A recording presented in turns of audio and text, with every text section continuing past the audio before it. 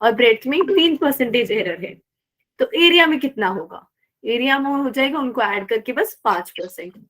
ठीक है, अब ऐसे ही मान लेते हैं कि मेरे पास एक मुश्किल सा फॉर्मूला है, जैसे मैंने यहाँ पे लिखा था, जिसमें मल्टीप्लाई और डिवाइड तो है पर साथ में पावर भी लगी हुई है। प्रीति म्यूट कर लो। तो इस केस में हम लोग क्या करेंगे, सब सेम है, बस ये जो पावर आगे लगी हुई है, तो ऊपर लगी हुई थी पावर थी, उन्हीं से मैंने मल्टीप्लाई भी कर दिया यहाँ पे। अब क्लियर है ये वाला फॉर्मूला सबको? Yes ma'am. Yes ma'am. और अगले में क्या किया मैंने, इसी फॉर्मूले को फिर से 100 से मल्टीप्लाई कर दिया, तो मेरे पास परसेंटेज एरर आ गया, इधर x का, इधर a का, इधर b का और इधर c का, और उनकी जो भी पावर थी उससे मल्टीप्लाई कर रखा है। ठीक है, अब एक इसका एग्जांपल लेती हूँ, उससे क्लियर हो जाएगा। जैसे अगर मेरे पास है x इक्वल्स टू a की पावर 3, b की पावर 1/3, c की पावर 4, ये, और मैंने अब बोला है x का परसेंटेज एरर है 2%, b का परसेंटेज एरर है 3% और c का परसेंटेज एरर है 1%। अब मेरे को बताना है, सॉरी x करने की फर्स्ट वाला a का है, और अब मेरे को बताना है x में कितना परसेंटेज एरर होगा। तो मैं फॉर्मूला लिखती हूँ, डेल्टा x का परसेंटेज उन सबको ऐड करके बनेगा जो राइट साइड में, a का, b का और c का, पर इन सबकी पावर भी मल्टीप्लाई होंगी। तो मैंने इसको कर दिया मल्टीप्लाई 3 से, इसको कर दिया 1/3 से, इसको कर दिया 4 से। तो अगर मैं ये वैल्यूज पुट करूं जो मेरे पास राइट साइड में, तो आएगा 3 मल्टीप्लाई बाय 2 प्लस 1/3। 6/4। हाँ जी मैम आंसर 6/4। अच्छा, 7 निकाल दिया है आपने, ठीक है, वेरी गुड। बाकी लोगों के लिए देखते हैं जिनको नहीं आया है। 1/3 मैंने यहाँ पे लिया है, किसके लिए, उसकी b की पावर थी और उसका परसेंटेज एरर यहाँ पे 3 है। फिर c के लिए परसेंटेज एरर है 1 और उसकी पावर थी 4, 3 से 3 कट गया, तो क्या बचा मेरे पास, 6 + 1 + 4, आंसर आ जाएगा 11। Ma'am yes.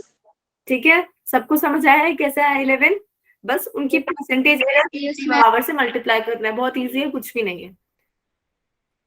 अब अगर मैं आप लोगों से पूछती हूँ, एक एग्जांपल लेती हूँ कि मेरे पास है energy E equals to, ma'am जो हमारे पास सी था वो डिवाइड में नहीं था। C डिवाइड में था, हाँ डिवाइड में था, बोलो। मैम फिर 11 ऐसे आएगा। तो डिवाइड में था तो 11 कैसे आएगा? देखो चेक, डिवाइड में है मल्टीप्लाई में, फॉर्मूला सेम ही है, सबका फ्रैक्शनल एरर लेना चाहिए, ऊपर है नीचे उससे फर्क नहीं पड़ रहा है, और सबका परसेंटेज एरर ना, उसके लिए मैम फिर 4 को हम प्लस करेंगे ए और बी की टर्म से। नहीं। देखो 4 को क्या किया है मैंने, मल्टीप्लाई किया है C वाले से, C की पावर थी ना 4, तो मैंने 4 को बस C वाले से मल्टीप्लाई किया है, बाकी कुछ भी नहीं बदलेगा। मैम एडिशन में, हाँ एडिशन में ऐड ही करेंगे, चाहे मल्टीप्लाई हो डिवाइड, उससे फर्क नहीं पड़ेगा, सबको ऐड करते चलना है। ठीक है, डिवाइड नहीं करना है, कहीं पे भी डिवाइड में भी है तो भी उसे ऐड करना है, ना माइनस करना है कहीं, ना डिवाइड करना है। ठीक है ओके मैम। Yes ma'am. ठीक है, जैसे अगर मैं बोलूं आपके पास क्या है, एनर्जी है हाफ mv², मेरा पेन, हाँ ठीक है, और m में परसेंटेज एरर है, मैं कह देती हूँ 2%, और v में है 4%। अब मेरे को बताओ इस एनर्जी में, पहले तो ये बताओ हाफ के कारण कितना एरर होगा, ये जो हाफ लगा हुआ है। मेरे को फिर से रिपीट करो। मैं कह रही हूँ एनर्जी का फॉर्मूला है हाफ, ये 2 है, हाफ mv²। अब मेरे को ये बताओ कि हाफ के कारण किसी भी चीज में कितना एरर हो सकता है, हाफ के कारण। 1। 2। चलो कोई बोल रहा है 1, कोई बोल रहा है 2। हाफ की वैल्यू अगर आप इंडिया में हो तो क्या होती है हाफ की वैल्यू, 0.5 है ना। अगर आप चाइना में चले जाओ तो हाफ की वैल्यू क्या होगी, 0। हाफ की वैल्यू क्या हो जाएगी, चाइना में हाफ की वैल्यू क्या होगी, 0.5। 0.5। कहीं पर भी देखोगे हाफ हाफ ही रहेगा, तो कभी भी जो नंबर है उनसे एरर नहीं होता है। जो चीज बदल सकती है जैसे मास और वेलोसिटी, उनसे एरर होता है। ठीक है, ये चीज ध्यान रखना। तो हाफ के कारण तो 0 एरर होगा। अब मेरे को ये बताना है कि अगर मास में परसेंटेज एरर है 2 और वेलोसिटी में 4 है, तो एनर्जी में कितना एरर होगा? 10 10 होगा। 10%. वेरी गुड, जिन्होंने निकाल लिया उनके लिए वेरी गुड, 10 करेक्ट आंसर है। कैसे निकालेंगे? डेल्टा ई का परसेंटेज, राइट में दो चीजें मल्टीप्लाई हो रही है, मास और वेलोसिटी, तो उनका ऐड करेंगे, मास का परसेंटेज और वेलोसिटी का। अब वेलोसिटी की पावर क्योंकि 2 लगी हुई है यहाँ पे, तो 2 से मल्टीप्लाई करना जरूरी है। अब इनकी वैल्यू लिख देते हैं। मास के लिए क्या था? 2% और वेलोसिटी के लिए 4%। इनको प्लस करेंगे तो आंसर क्या आएगा? 10%। सबको समझ आया है? Yes, ma'am. ठीक है, मैम एक्सक्यूज मी, जी बोलो प्रीति। मैम अगर हाफ इंटू 2+4 का स्क्वायर करेंगे हम तो 2 कैंसिल हो जाएंगे, तो हमारे पास इसका आंसर 9 नहीं आएगा? हाफ इंटू 2 प्लस 4 की पावर 2। देखो पहली चीज तो ये है कि जो आप निकाल रहे हो उससे वैल्यू निकाल रहे हो। एरर में आप डायरेक्ट इसमें नहीं पुट कर सकते हो वैल्यू। एरर के लिए तो आप यही फॉर्मूला लगाओगे। और दूसरी चीज, हाफ कभी भी एरर में आपको कहीं दिख रहा है मेरे इस फॉर्मूले में? नहीं दिख रहा होगा। No. क्योंकि हाफ के कारण एरर हो ही नहीं रहा है। तो जिन चीजों के कारण एरर हो रहा है मैंने वो ही लिखी है यहाँ पे, कांस्टेंट नहीं लिखना है। ठीक है, यस मैम। अब मैं एक और एग्जांपल लेती हूँ, उससे क्लियर होगा। मैं लेती हूँ कि ए बना है x³ y की पावर -4 और z की पावर 2 और यहाँ पे 4 लगा हुआ एक। ठीक है, तो क्या मैं -4 मल्टीप्लाई कर सकती हूँ एरर में? No, ma'am. No ma'am. नहीं, तो मैं इसको लिखूंगी 4x³ अपॉन y की पावर 4 z की पावर 2। यहाँ तक समझ आया सबको? Yes ma'am. मैम। ठीक है, ये ना भी कर रहे हो तो कोई दिक्कत नहीं है, बस वो माइनस मत लगाना, 4 से मल्टीप्लाई कर देना। अब दूसरी चीज, अब यहाँ पे किसी को डाउट है? ठीक है, अब अगर उसने बोला कि x का परसेंटेज एरर उसने दे रखा है, मान लेते हैं 1%, फिर से y का उसने दे रखा है 2, z का भी उसने दे रखा है 3। अब हमें बताना है a में परसेंटेज। तो प्रीति, क्योंकि आपको डाउट आ रहा है, आप बताओ मैं क्या क्या फॉर्मूला लिखूंगी राइट साइड में? Ma'am, 17. ठीक है, नहीं 17. जिन्होंने आंसर निकाला है वेरी गुड। प्रीति, आपने को बताओ फॉर्मूला क्या लगाती जाऊंगी मैं राइट साइड में? Ma'am 1 into 3 1 into 3। अच्छा ठीक है, आप डायरेक्ट बता रहे हो। ठीक है, 1 into 3 plus 2 into 4 plus 2 into 4 plus 2 into 3। 2 into 3। अब इस 4 का क्या करना है? इस 4 का क्या करना है? मल्टीप्लाई होगा कि निगलेक्ट? इसको नेग्लेक्ट करेंगे, 4 फिर से कांस्टेंट आ गया है। ठीक है, तो उसको फिर से हटा देंगे, उसका कोई काम नहीं है यहाँ पे। जिनको नहीं समझ आया कैसे किया है हमने, सबसे पहले प्रीति ने बोला है कि x की पावर 3 है, तो वो 3 यहाँ पे लिखा हुआ है। और कितना परसेंटेज एरर है x में? 1%, तो उससे मल्टीप्लाई कर दिया। फिर y की पावर क्या थी? 4, और y में कितना परसेंटेज एरर है? 2, तो ये वाली टर्म y से आई। फिर z की पावर थी 2 और z का परसेंटेज एरर 3%, तो वहां से आया।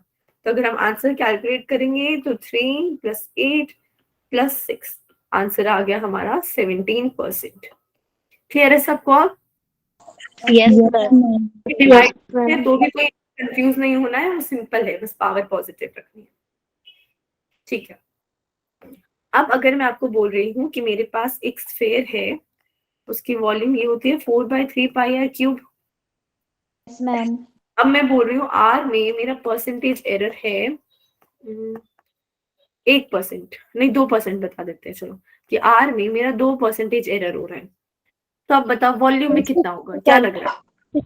Ma'am, 6%. 6%. परसेंट क्यों? क्योंकि जो 4/3π है इसका कोई काम नहीं है, मेरे पास बस r³ का काम है। तो डेल्टा v का परसेंटेज किसके इक्वल होगा? 6%। 6%। 3 मल्टीप्लाई बाय r का परसेंटेज, तो ये हो जाएगा 3 × 2।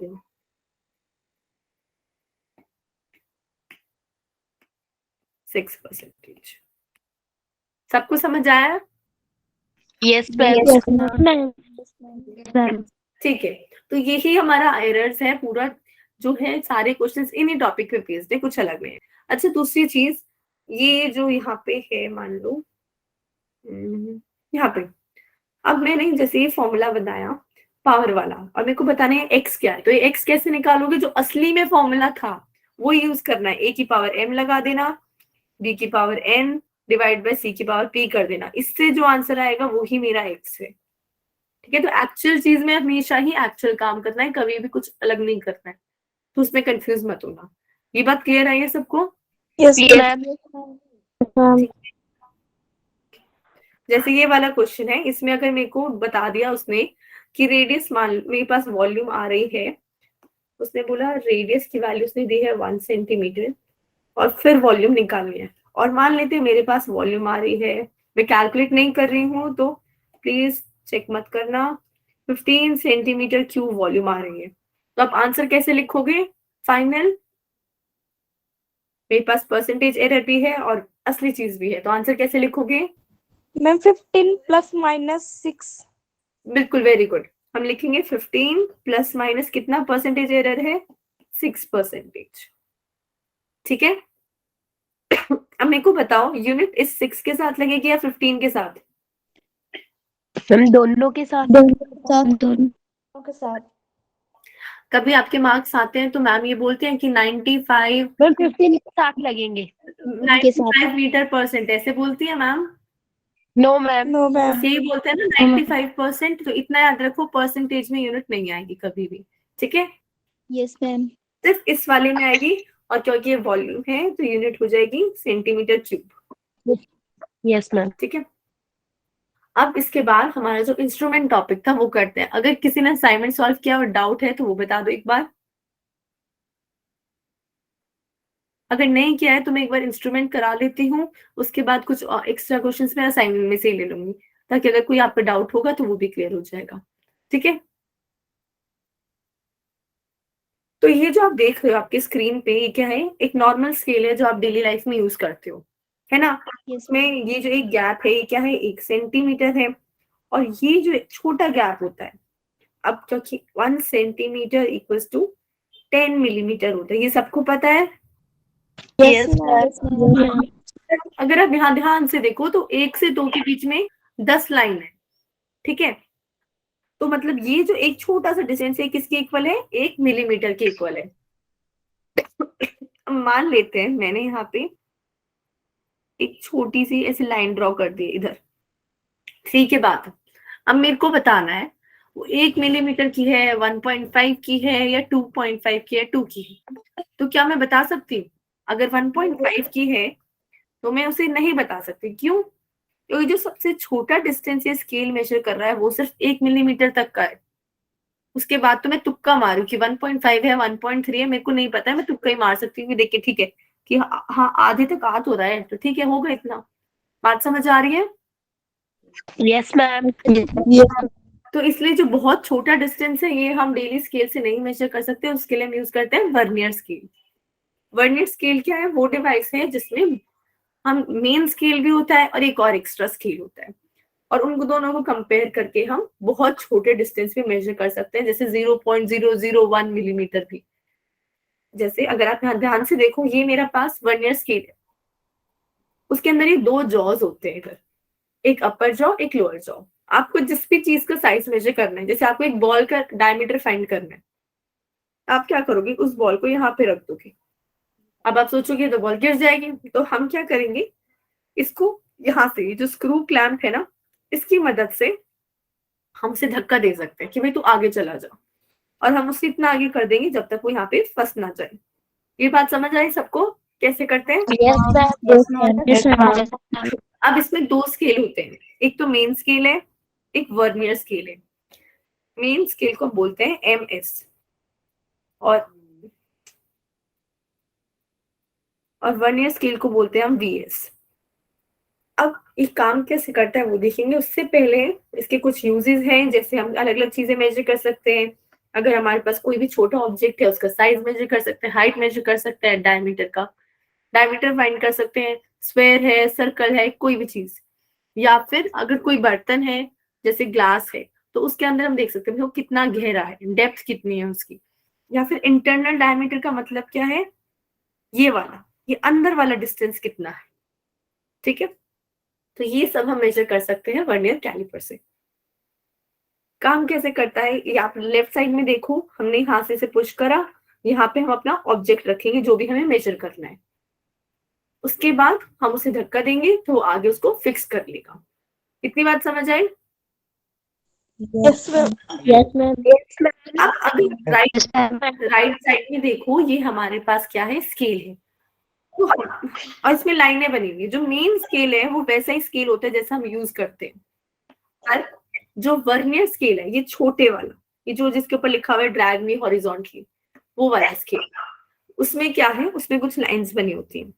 अब आप ये जो राइट साइड में डायग्राम देखोगे, हम ये ना लाइंस को कंपेयर करते हैं कि क्या लाइन मैच कर रही है। जैसे अगर मैं यहाँ पे देख लेती हूँ आपके लिए, अलग है,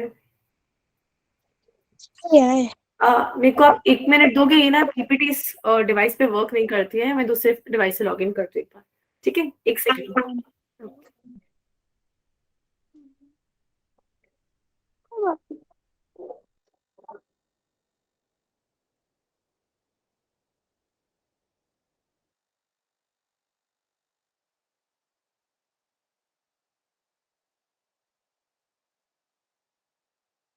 Ma'am, your mic is off.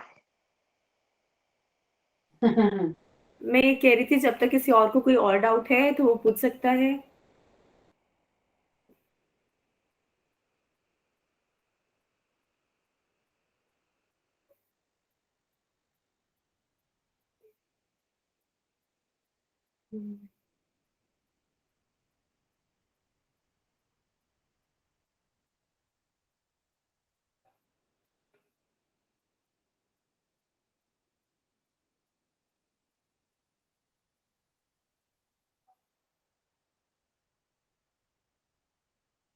Screen दिख रहा है ना मेरा?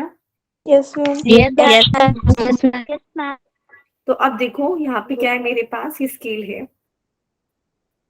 अब अगर मैं लाइंस ड्रॉ करूं, जैसे अगर मैं यहाँ पे ऐसे ऐसे ऐसे ऐसे, ये मेरा ऊपर वाला जो मैं बना रही हूँ हमेशा वो मेन स्केल है, नीचे वाला वर्नियर स्केल है। ऐसे जैसे मैंने रैंडम लाइन ड्रॉ कर ली।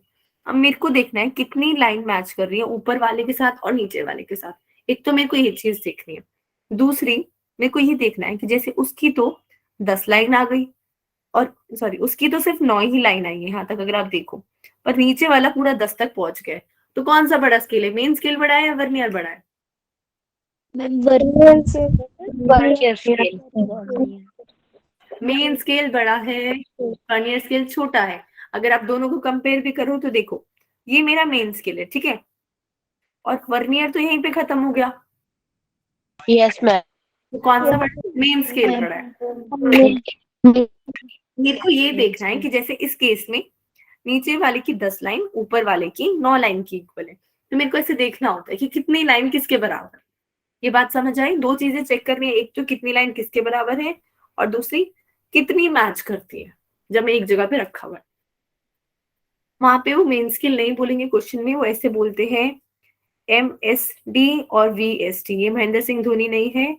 MSD का मतलब है मेन स्केल में कितनी लाइन बनी हुई है, और वर्नियर स्केल में कितनी लाइन बनी हुई है। समझ आ गया सबको? Yes ma'am. अब देखो हम लोग क्या करेंगे, यहाँ पे नीचे फॉर्मूला है हमारे पास, वो क्या कहता है कि अगर मेरे पास जैसे इस केस में जैसे 10 यूनिट छोटे वाले स्केल की 9 यूनिट बड़े बड़े वाले के बराबर है, वहां मिलीमीटर क्यों लिखा हुआ है, क्योंकि वो मिलीमीटर का स्केल है। अब अगर मैं इस 10 को डिनोमिनेटर में ले जाऊं तो 9/10 हो जाएगा। उससे क्या आ गया, एक वर्नियर यूनिट मतलब एक छोटे वाला जो स्केल है उसका साइज किसके इक्वल है, 0.9 मिलीमीटर के। मतलब अगर मैं जैसे ये मेरे पास ऊपर वाला स्केल है और ये मेरा नीचे वाला स्केल है, तो अगर ये 1 मिलीमीटर का है तो ये वाला कितने का है, 0.9 मिलीमीटर का। ये बात सबको समझ आ गई क्या क्या डिफरेंस है ऊपर वाला? Yes. ये जो इसका गैप है, ये होता है हमारा लीस्ट काउंट। अब लीस्ट काउंट क्या होता है? लीस्ट का मतलब है छोटा, काउंट मतलब काउंटिंग। सबसे छोटा नंबर में क्या नाप सकती हूँ इस स्केल से, क्या मेजर कर सकती हूँ, वो ही लीस्ट काउंट है। जैसे अगर जो नॉर्मल स्केल होता है जो हम डेली यूज करते हैं उसमें लीस्ट काउंट होता है 1 मिलीमीटर। इस वाले में कितना है वो हमें अभी मेजर करना है। तो जैसे अगर इस एग्जांपल से देखो 1 मिलीमीटर क्या है, मेरा बड़े वाला स्केल का एक साइज, 0.9 छोटे वाले का, दोनों का डिफरेंस कितना आएगा? 0.1 millimeter. 0.1 हाँ, ये जो नीचे लिखा हुआ है एग्जैक्टली वही। तो हमारे पास यहाँ पे लीस्ट काउंट क्या आ गया? 0.1 मिलीमीटर। मतलब एक मेन स्केल डिवीजन में से क्या करना है, वर्नियर वाला माइनस करना है, उससे लीस्ट काउंट आ जाएगा। ये बात सबको समझ आ गई? Yes, ma'am. अब हमने यहाँ पे क्या किया, अच्छा ऐसा नहीं होता कि वहां पे 9 लाइन होंगी, वहां पे 10 लाइन होंगी। तो मैंने यहाँ पे क्या किया, कॉमन फॉर्मूला बना लिया कि मान लेते हैं कि वर्नियर की n लाइन उसके m लाइन के बराबर है, तो क्या लीस्ट काउंट का फॉर्मूला होगा? तो हमने 1 वर्नियर के लिए क्या किया, इस n को डिनोमिनेटर में ले गए, यहाँ पे m/n हो गया। तो लीस्ट काउंट क्या है, 1 mst माइनस 1 vst। अब इसकी वैल्यू कैसे है, जो मैंने ऊपर निकाली है उसको मैंने बस यहाँ पर डायरेक्ट पुट कर दिया। तो उससे मेरे पास एक फॉर्मूला आ गया, लीस्ट काउंट इक्वल्स टू, अब ये कैसे समझोगे, मान लेते हैं कि MST स्केल में है 2 मिलीमीटर का सबसे छोटा, और मेरे पास है 5 लाइन उसके 7 लाइन के बराबर। तो मैं लीस्ट काउंट कैसे निकालूंगी, 2 1 माइनस 5/7, बस ये कर दूंगी और लीस्ट काउंट आ जाएगा। समझ आ गया सबको कैसे करना है? Yes. Yes. करना. Yes, ma'am. ठीक है। अब रीडिंग कैसे लेनी है, तो रीडिंग कैसे लेनी है उसके लिए यहाँ पे मैं एक ड्रॉ करती हूँ पीछे। मान लेते हैं कि ये मेरा स्केल था बड़े वाला, ये मेरा छोटे वाला है, और यहाँ मैंने चीज फंसाई हुई है। तो जहां तक ये लाइन है, जब तक ये छोटे वाला स्टार्ट नहीं हो रहा, जब तक तो मेरे को बड़े वाले स्केल की भी रीडिंग मेंशन इंपॉर्टेंट है, तो वो लेनी पड़ेगी। उसके बाद स्केल की लेंगे। अब इन दोनों का काम क्या है, जब हम आंसर लिखेंगे तो हम क्या करेंगे, बड़े वाले स्केल की रीडिंग में छोटे वाले स्केल की ऐड करनी होती है। तो बड़े वाले की तो इजी है, जैसे आप नॉर्मल करते थे वैसे ही लेनी है, कभी भी कोई चीज मेजर करते हो। छोटे वाले की कैसे लेनी है, आपको ये देखना है कितनी लाइन मैच कर रही है, जो मैंने स्टार्टिंग में बताया था ना, कितनी लाइन मैच कर रही है वो, और जितनी लाइन मैच करेगी उसको लीस्ट काउंट से मल्टीप्लाई करना है, वही मेरा क्या हो जाएगा, छोटे वाले स्केल की रीडिंग हो जाएगी। बात समझ आइए, हो क्या रहा है? Yes, Yes, ma'am. ma'am. Yes, अभी ma'am. Yes, ma'am. होगा उससे क्लियर हो जाएगा। उससे पहले यहाँ पे एक न्यूमेरिकल है वो देख लेते हैं। ये न्यूमेरिकल क्या कह रहा है, मेरे पास एक वर्नियर कैलिपर है जिसमें 1 मिलीमीटर के मार्क है, और मेरे पास 20 छोटे वाले स्केल के बड़े वाले के 16 के बराबर है। अब मेरे को लीस्ट काउंट फाइंड करना है, तो डायरेक्ट यहाँ फॉर्मूले में पुट करा मैंने 1 मिलीमीटर, और m क्या है मेरे पास 16, जो बड़े वाला है वो 16 है, और n क्या है छोटे वाले का है, वो मैंने वैल्यू पुट कर दिया, आंसर आ गया। इजी है ये वाला part. Yes, ma'am. Yes, ma'am. अब Yes. हमें ये क्या है, रीडिंग के लिए है, रीडिंग लेनी कैसे है, तो अगर आप ध्यान से देखो ये मेरा मेन स्केल है ऊपर वाला यहाँ तक, और उसके बाद ही छोटे वाला काम करता है। तो अगर आप एक काउंट करो तो 1 2 3 4 5 6 7, यहाँ पे आ गया 7, एग्जैक्टली 0 पे नहीं आया है, पर हमें क्या लेना है, उससे पहले जो भी पूरा होल नंबर है वो लिख दूंगी। जैसे यहाँ पे 27 आया तो 27 मिलीमीटर लिख लिया। उसके बाद मेरे को चेक करना है भाई कितनी लाइन मैच कर रही है। जैसे इस केस में अगर आप देखो तो हमारे पास यहाँ पे कितनी लाइन मैच कर रही है, कौन बताएगा? Ma'am, 2. 2 लाइन मैच कर रही है प्रॉपर। line. तो एक तो ये वाली मैच कर रही है और एक ये वाली मैच कर रही है, पर हम थोड़ा सा गैप भी ले सकते हैं, इतने तक तो फिर भी चल जाता है, और ज्यादा गैप हम नहीं लेते हैं। अगर आपको एग्जैक्ट आंसर चाहिए तो आप 2 ही लोगे, अगर आपको लग रहा है कि आपका आंसर में गड़बड़ी आ रही है तो आप क्या करोगे, ठीक है ये भी ले लेता हूँ, पर उससे बिल्कुल करेक्ट आंसर नहीं आएगा। जैसे इन्होंने यहाँ पे क्या ले रखा है, हमने ले रखा है, कंसिडर कर रखा है कि जैसे फॉर एग्जाम्पल मान लेते हैं 6 लाइन मैच कर रही है, तो हम लोग क्या करेंगे, 0.1 को 6 से मल्टीप्लाई कर दिया, अगर आपको एग्जैक्ट आंसर चाहिए तो आप 2 से मल्टीप्लाई करोगे। बात समझ आ गई सबको? Yes, ma'am. अब हमने क्या किया, यहाँ पे क्वेश्चन है हमारे पास, जो छोटे वाला स्केल है उसकी 20 लाइन बड़े वाले की 19 के बराबर है। पहली लाइन हमारे पास ये कह रही है। उसके बाद कह रहा है कि हमें क्या करना है, एक सिलेंडर का डायमीटर मेजर करना है और मेन स्केल में मतलब 35 डिवीजन है।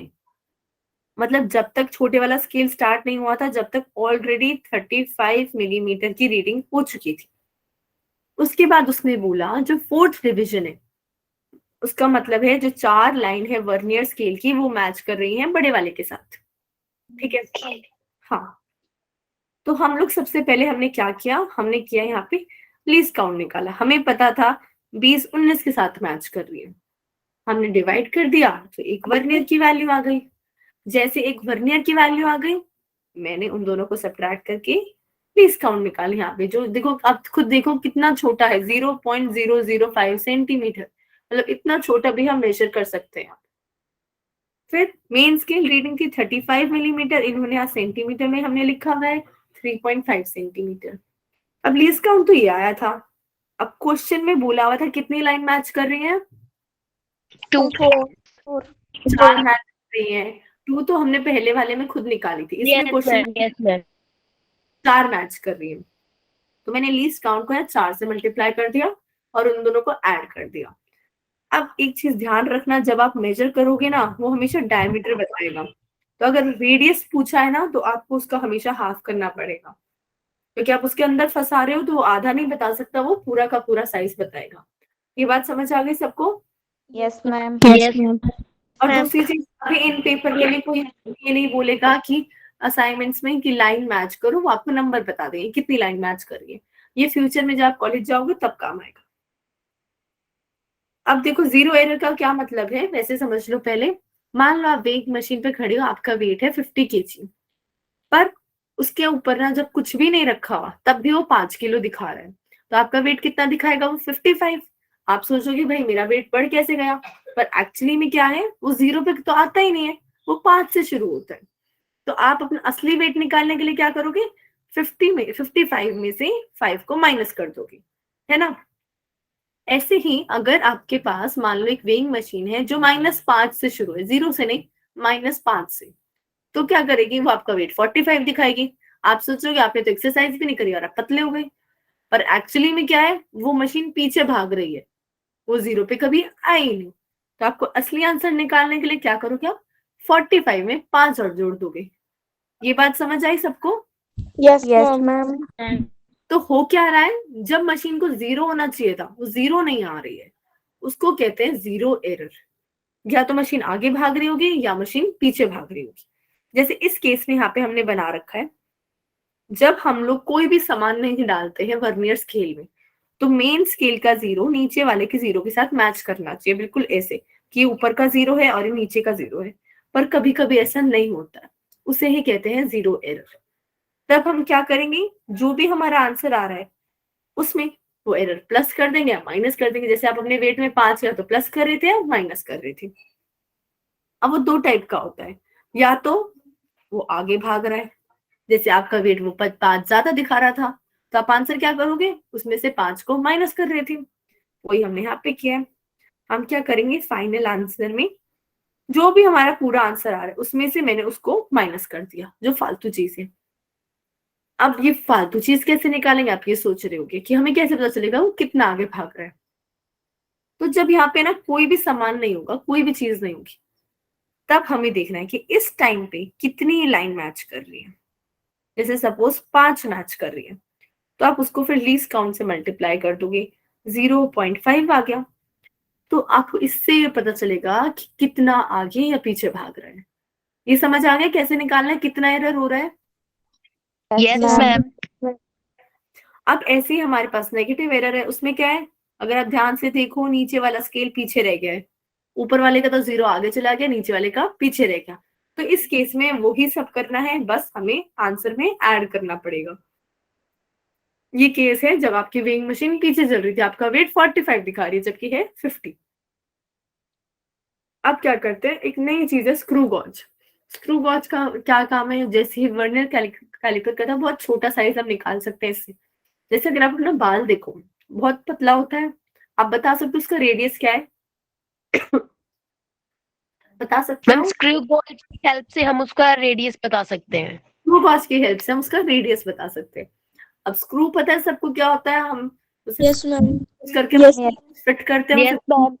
घुमाते हैं और चीज फिट हो जाती है ना। तो स्क्रू गॉज बिल्कुल ऐसे ही काम करता है जैसे कि हमारा ये स्क्रू है। 1 सेकेंड।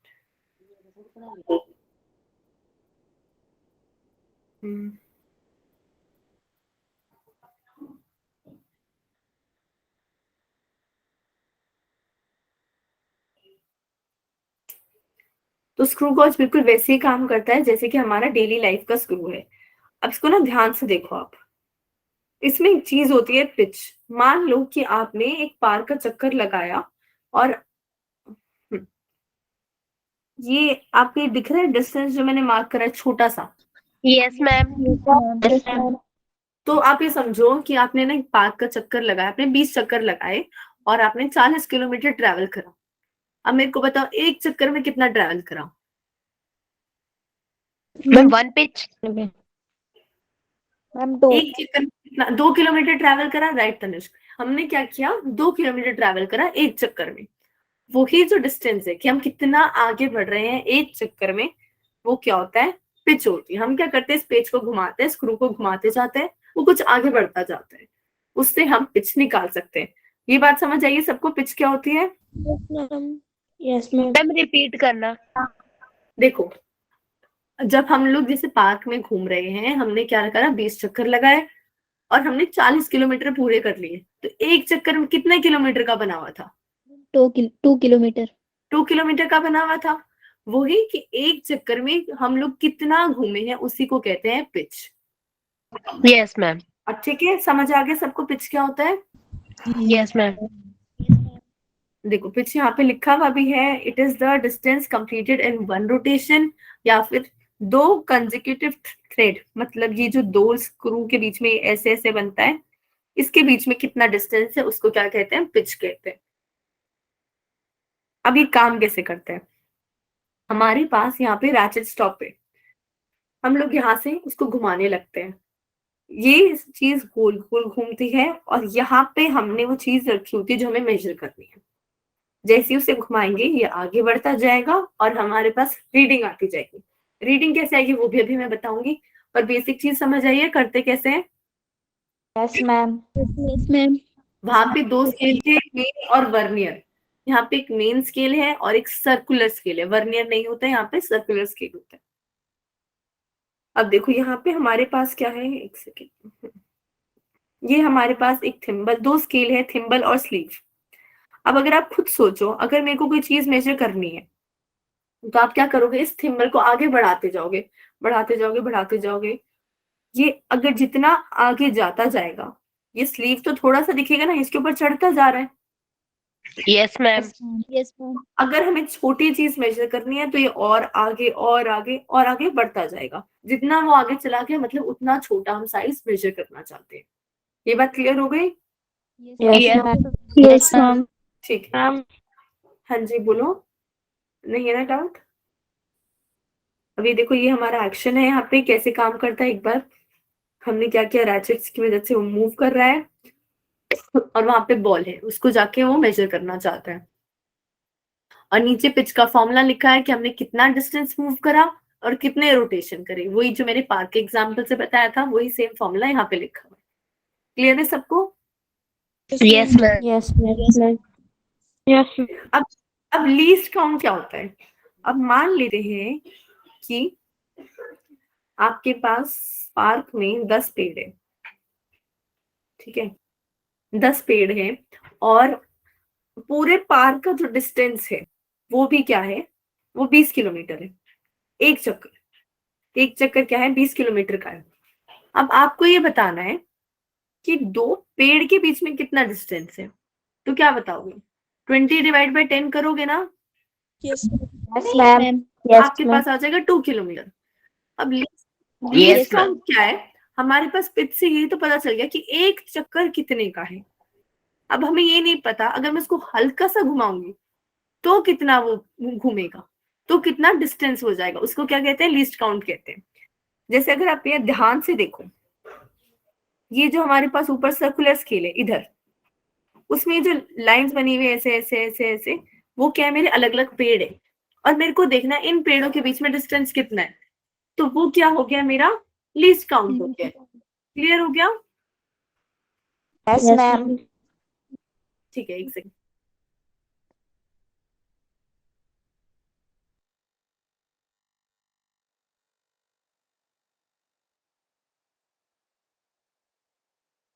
ठीक है, तो ये जो हमारे पास यहाँ पे मार्क्स बने हुए हैं अलग अलग, उनके बीच में कितना डिस्टेंस है उसको बोलते हैं लीस्ट काउंट। तो वो कैसे निकालेंगे? जैसे सपोज यहाँ पे 100 मार्क है और मेरे पास 100 किलोमीटर है, तो क्या पता चलेगा एक मार्क कितने डिस्टेंस से बना है, 1 किलोमीटर से, right? Yes, ma'am. Yes, ma'am. क्या किया, यहाँ पे लीस्ट काउंट के लिए फॉर्मूला लिखा कि एक, ये क्या था, एक सर्कल कितने डिस्टेंस का था, और फिर मैंने लिखे नीचे डिवाइड कर दिया किससे, कि कितनी लाइंस बनी हुई हैं एक पूरे सर्कल में, उससे लीस्ट काउंट आ गया। अब हम आंसर कैसे लिखेंगे, वही जो पहले करा था, पहले मेन स्केल की रीडिंग लेंगे, इस वाले स्केल की, और फिर इस सर्कुलर स्केल की लेंगे। ये यहाँ पे भी वैसे ही करना है, हमें लाइन मैच करनी है और लीस्ट काउंट से मल्टीप्लाई करना है, बस। क्लियर है सबको? Yes, ma'am. अब क्या करते हैं हम लोग, इसका भी जीरो एरर पड़ता है, इसका भी डायग्राम, इसको डायग्राम से क्लियर करेंगे। अगर जैसे हमारे पास क्या है, ये हमारी बेस लाइन है और ये हमारा क्या है, वो सर्कुलर स्केल है। अगर इन दोनों का जीरो ऐसे मैच कर दे तो मतलब कोई एरर नहीं है, और अगर वो जीरो ऐसे नीचे की तरफ है तो पॉजिटिव एरर है, और अगर वो ऊपर की तरफ है तो वो नेगेटिव एरर।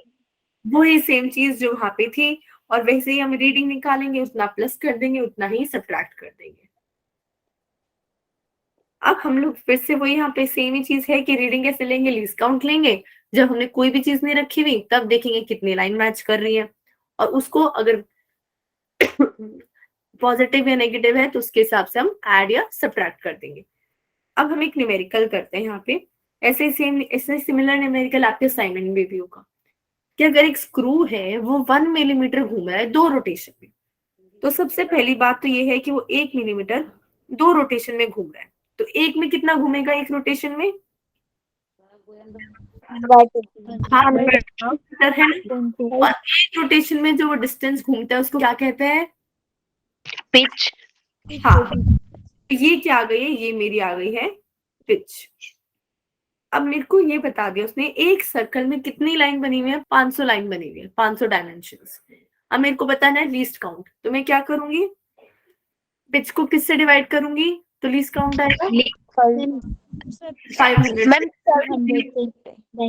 तो 0.5 mm मेरी पिच आई, उसको मैंने 500 से डिवाइड कर दिया, मेरे पास आ जाएगा 0.0001 मिलीमीटर। क्लियर है सबको? Yes ma'am. सोल्यूशन देख लेते हैं। तो इसका हमारे पास क्या है, डिस्टेंस ट्रेवल कितना किया, 1 मिलीमीटर। फिर हमने पिच निकाल लिया और उसको हमने जब 500 से डिवाइड किया तो हमारे पास आ गया 0.001 मिलीमीटर। क्लियर है? Yes, yes ma'am. तो अब मेरे को बताओ, इसमें कोई डाउट है किसी को? No ma'am. No, ma'am. नहीं है? पक्का नहीं है? No ma'am. Yes, ma'am. Yes, ma'am. Okay. हाँ जी, शालिनी देवी बोलो। बोलो शालिनी देवी, कुछ बोल रहे थे आप? ठीक है।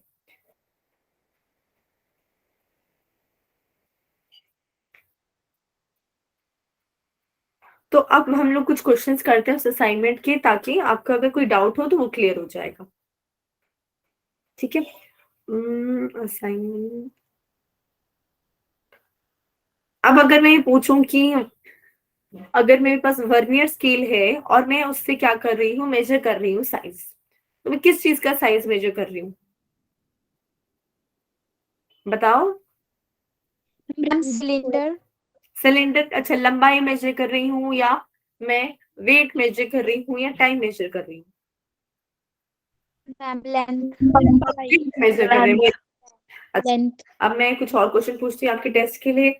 ये बताओ मेरे को कि लाइट ईयर किसकी यूनिट है?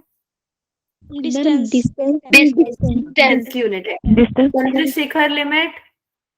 मास ठीक है, मास की है, वेरी गुड। अब अगर मैं बोल रही हूँ फोर्स का डायमेंशनल फॉर्मूला बताओ, कौन बताएगा?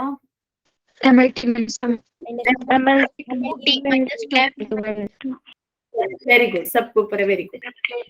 अब अगर मैं लिख रही हूँ कि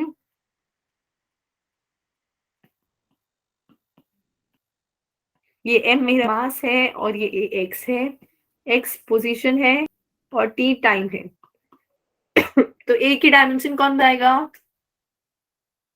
a की डायमेंशंस कैसे बताओगे? भूल गए सब?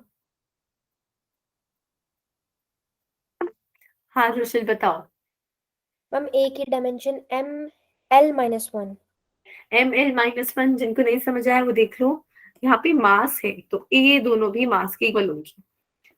तो एक बार मैं ये वाला टर्म लिखूंगी, m1 इक्वल्स टू a, और पोजीशन की क्या डायमेंशनल फॉर्मूला होता है?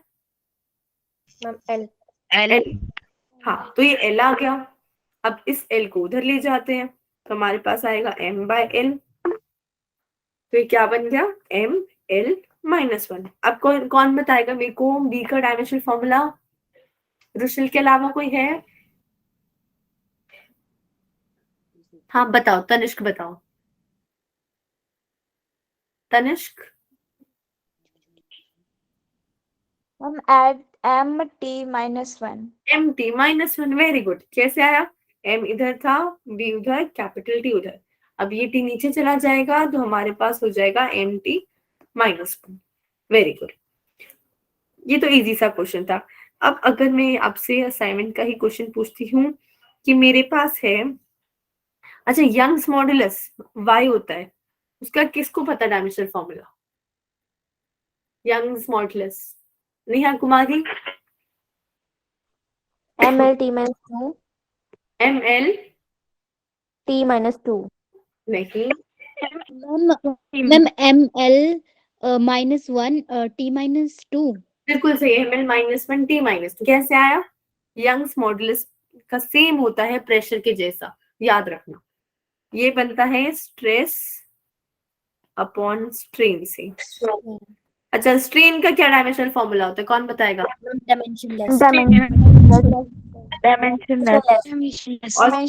और स्ट्रेस का क्या होता है फॉर्मूला?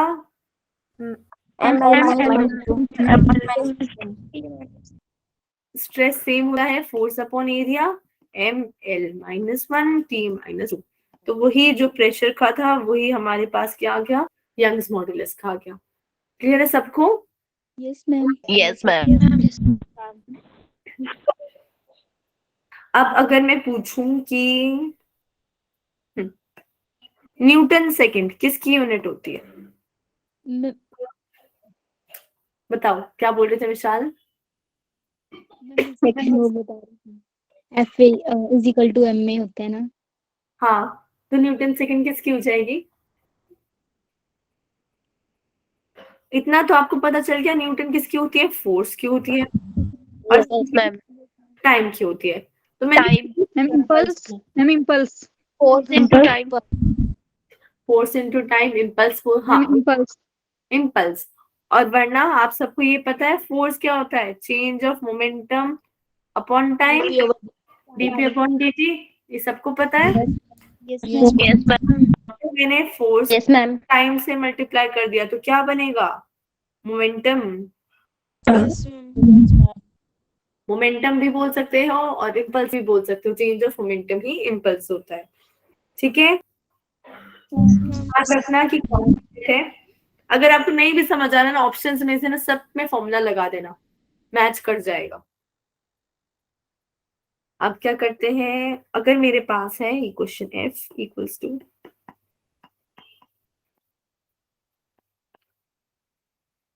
p, क्या है मेरे पास? p की यूनिट मेरे को बतानी है। F प्रेशर है और F फोर्स है और T टाइम है। P की यूनिट बतानी है, कौन बताएगा? और किसी का वेट करते हैं पहले, रुशिल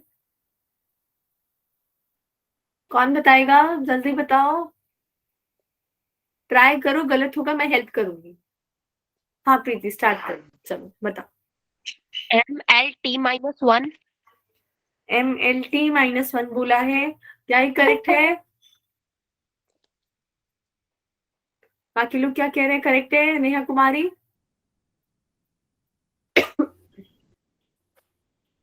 नेहा क्या है फॉर्मूला करो? MLT-3।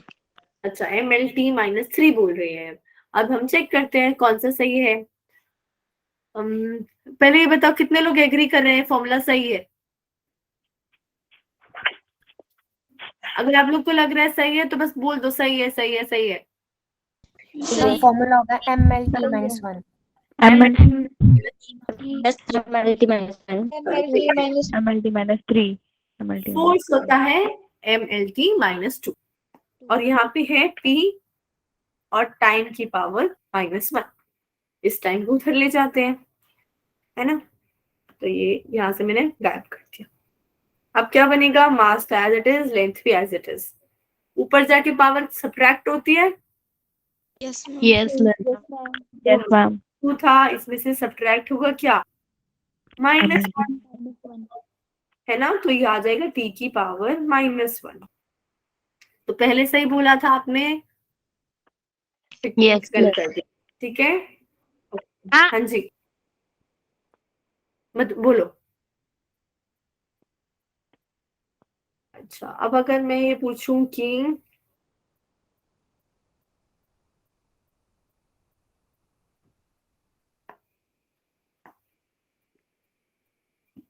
कितने सिग्निफिकेंट फिगर्स है इसमें? 5। 5। इसमें वेरी गुड। और इसमें मैम 2।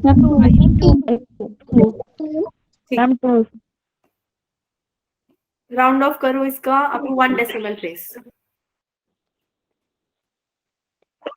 5.0 सबका क्या बोला आपने? 5.0 है क्योंकि ये 5 से बड़ा है तो मैं इसमें मैंने 1 ऐड कर दिया, 0 1 5.0 आ गया। सबको पता है ना फिर राउंड ऑफ कैसे करते हैं? Yes ma'am. अब अगर मेरे पास है m इक्वल्स टू a/b और मैं ये कह रही हूँ m क्या है? मेरी लीनियर डेंसिटी। लीनियर डेंसिटी क्या होती है?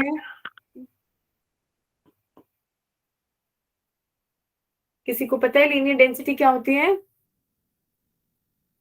देखो मेरे पास ना डेंसिटी हमेशा 3 टाइप की होती है। एक है लीनियर, एक है सरफेस और एक है वॉल्यूमेट्रिक।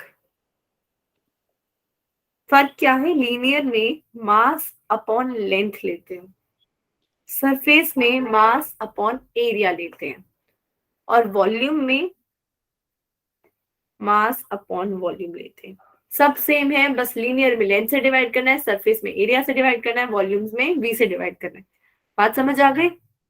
Yes ma'am. जब डेंसिटी के साथ कोई नाम नहीं लगा हुआ है, खाली डेंसिटी लिखा हुआ है, तो जैसे बचपन से अभी तक करते आ रहे हैं, हम वॉल्यूम से डिवाइड करेंगे। उसमें सोचना भी नहीं है कि लेंथ से करूं, एरिया से करूं, वॉल्यूम से करूं। नाम नहीं लिखा है तो मतलब वॉल्यूम से ही करना है। अभी क्वेश्चन करते हैं। हमारे पास क्या है? मास लिखा हुआ है ये क्या है? Linear density ml inverse. समझ आ गया सबको डायमेंशनल फॉर्मूला कैसा है ml इनवर्स? Yes ma'am. हमारे पास b है वॉल्यूम, b वॉल्यूम है तो a का डायमेंशन बताना है, तो b की जगह मैं L3 लिख सकती हूँ। तो a का डायमेंशनल फॉर्मूला क्या बन जाएगा? L-3। क्या बोला शगुन, आप बताओ? ml minus 2. Ma'am ml minus ml2 m L m 2 आएगा ml2 देखो m यहाँ पे है, उसके साथ l की पावर माइनस और इंटू l की पावर 3 -1 + 3 कितना होता है? -2 साइन बड़े लगता है वो आएगा, ठीक है, ml2 आएगा। क्लियर है सबको? Yes, ma'am. ठीक है। अब आप लोगों को किसी को डाउट नहीं है? सबका क्लियर हो गया सब कुछ? Yes, ma'am. चलो अच्छी बात है, क्लियर हो गया तो कल टेस्ट अच्छे से करना है। अच्छा ये बताओ, इसमें क्वेश्चन था कि temperature can be derived from which quantity. Temperature को मैं कौन सी क्वांटिटी से बना सकती हूँ? तो क्या बोलोगे, किससे बना सकते हैं? मैम रिपीट करो question. Temperature can be derived from which quantity. Temperature को मैं कौन सी चीज से बना सकती हूँ? बताओ। किसी भी से नहीं बना सकते क्योंकि वो फंडामेंटल क्वांटिटी। बिल्कुल सही नेहा, टेम्परेचर को नहीं बना सकते किसी भी चीज से, क्योंकि वो खुद में ही बेसिक चीज है, फंडामेंटल चीज है। उससे बाकी चीजें बना सकती हूँ, पर उससे कुछ नहीं, उसको किसी से नहीं बना सकती। ठीक है, एक क्वेश्चन करते हैं। अगर मेरे पास फोर्स की वैल्यू दे रखी है 100 डायन सीजीएस में, अब मेरे को निकालनी है वैल्यू ऐसे सिस्टम में जिसमें किलोग्राम है, मीटर है और मिनट है। तो क्या फॉर्मूला लगाओगे?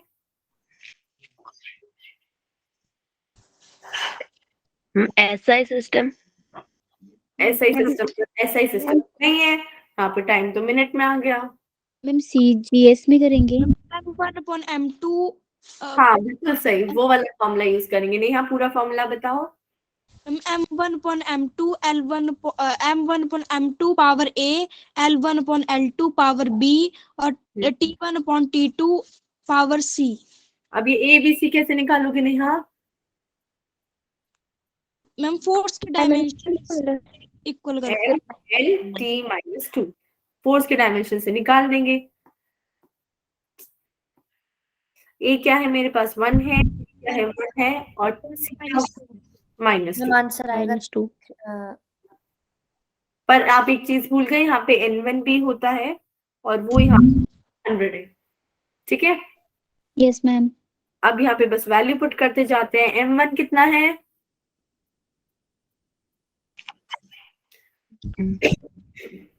1 kg 1 ग्राम।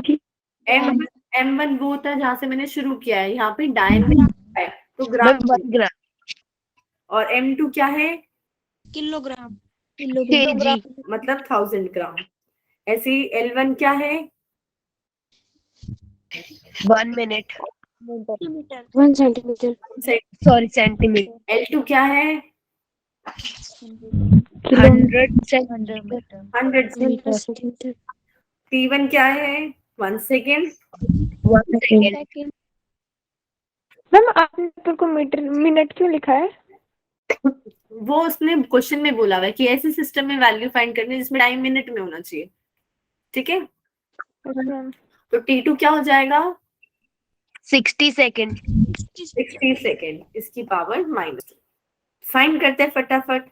इस 100 से मैंने क्या किया, ये 100 काट दिया, और इस सेंटीमीटर काट दिया, ग्राम काट दिया। समझ आ गया यहाँ तक सबको? Yes ma'am. तो अब क्या बचा, यहाँ से मेरे पास 1000 रह गया, और यहाँ से क्या बचेगा? सेकेंड कैंसिल हो जाएगा और 60 बच जाएगा। यस वो ऊपर चला गया क्योंकि नेगेटिव पावर थी, तो मैंने उसका रेसिप्रोकल कर दिया और स्क्वायर कर दिया। समझ आ गया सबको? Yes ma'am. Yes ma'am. आप क्या कर देंगे, बस डिवाइड कर देंगे हम लोग और आंसर आ जाएगा हमारा।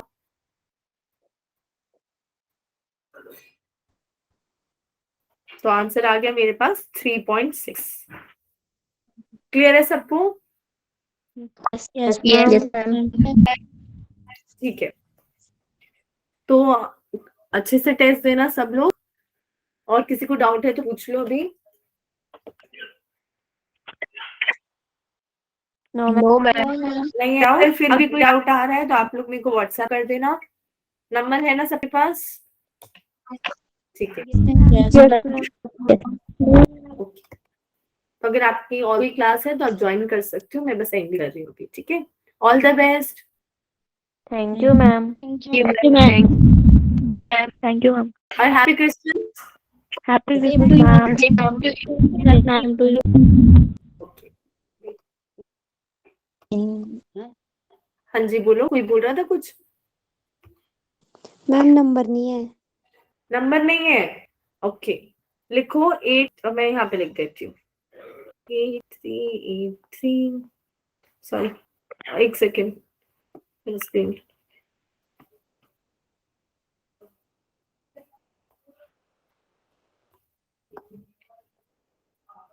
83392291 ठीक है? आप उस पर व्हाट्सएप कर देना मेरे को, मैं आपको हेल्प कर दूंगी अगर कोई भी डाउट है तो, ठीक है? Yes ma'am. Thank you, ma'am. Thank you ma'am. Nice to meet you. Nice to meet. Thank you good ma'am. Night ma'am. Good night ma'am. Good thank you ma'am. Thank you.